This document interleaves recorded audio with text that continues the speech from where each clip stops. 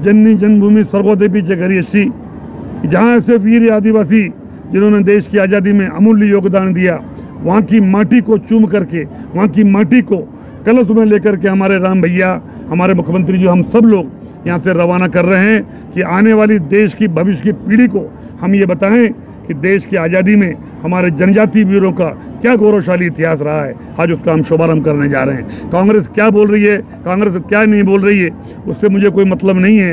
उन्होंने तो केवल ST/SC को वोट का अपना वो पाया कि भाई किसी तरह इनको गुमराह करके हम वोट ले लें। राजनीतिक रूप से वोटों का हमारा कोई इस तरीके से वो नहीं है, लेकिन हमारे आदिवासी बंधुओं का गौरवशाली इतिहास आने वाली पीढ़ियों को बतलाना है।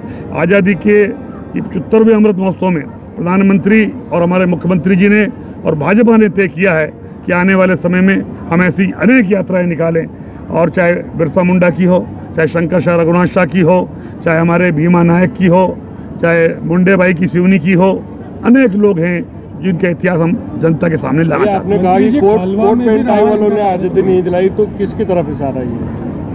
अभी तो आप समझ जाओ कि कौन कोट पैंट टाई वाले थे, जिनके कपड़े अमेरिका इंग्लैंड धुलने जाते थे, और उन्होंने क्या योगदान रहा। क्यों मेरा मुख खुलवा रहे भाई? कांग्रेस कह रही है कि 15 साल बाद आदिवासियों की याद आ रही भाजपा को, थोड़ा इसको सपोर्ट करके। देखिए, भारतीय जनता पार्टी, हमारे प्रधानमंत्री और हमारे मुख्यमंत्री जी जनजाति गौरव के इस क्रांति सूर्य जननायक टंट्या मामा की गौरवशाली यात्रा, और उनके 4 दिसंबर को उसका समापन जहाँ पाताल पानी में करने जा रहे हैं। टंट्या मामा का इतिहास, जिन्होंने अंग्रेजों के दांत खट्टे कर दिए और देश की आज़ादी में केवल चंद कोट पैंट टाई वालों ने ही आज़ादी नहीं दिलाई।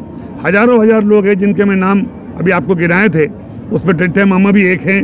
आज हमारे भील समाज के ही हमारे युवा विधायक साथी हमारे राम भैया को हम लोगों ने जवाबदारी दी है, मुख्यमंत्री जी ने जवाबदारी दी है कि वो उस यात्रा का टंट्या मामा के इस बड़ौदा हिर से शुभारंभ करते हुए 4 तारीख को वो समापन करेंगे।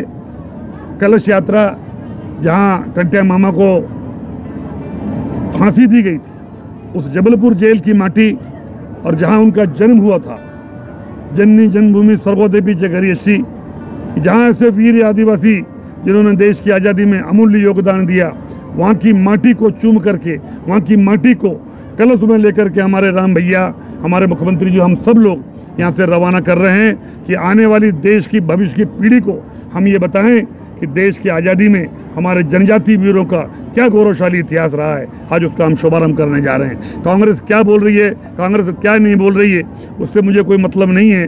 उन्होंने तो केवल ST/SC को वोट का अपना वो पाया कि भाई किसी तरह इनको गुमराह करके हम वोट ले लें। राजनीतिक रूप से वोटों का हमारा कोई इस तरीके से वो नहीं है, लेकिन हमारे आदिवासी बंधुओं का गौरवशाली इतिहास आने वाली पीढ़ियों को बतलाना है।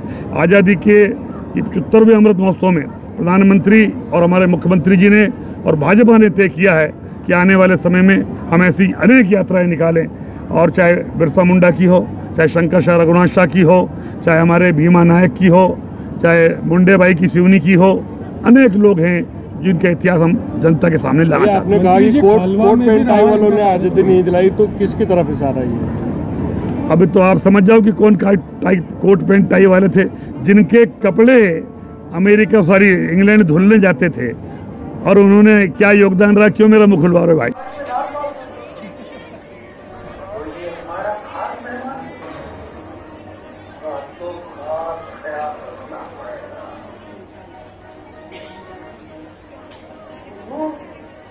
ये तो बहुत मुश्किल रहेगा, लेकिन नाम का जो बात की मालिक करूँगा।